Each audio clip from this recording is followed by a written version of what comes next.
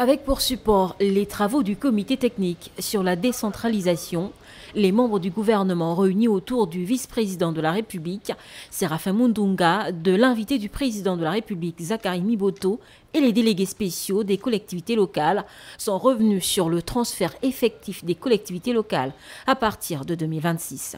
Une dizaine de secteurs ont été identifiés, parmi lesquels le ministère de l'Intérieur pour l'amélioration de l'administration du territoire, la protection du citoyen, le ministère de l'Éducation nationale, avec la prise en charge de certaines catégories sociales pré-primaires et primaires, les affaires sociales, la santé, les travaux publics, les eaux et forêts, entre autres, afin de permettre un développement équitable entre les localités.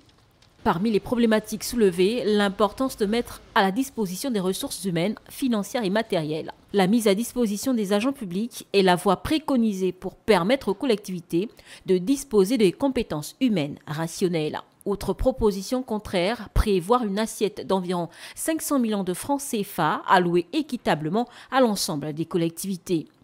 La loi prévoit la mise à disposition de 5% du budget de l'État à destination des collectivités locales.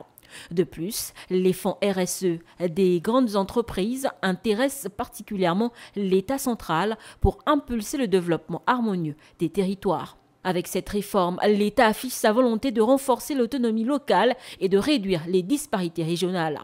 Mais la réussite de cette décentralisation dépendra avant tout de la capacité des collectivités à utiliser ces fonds de manière efficace et transparente.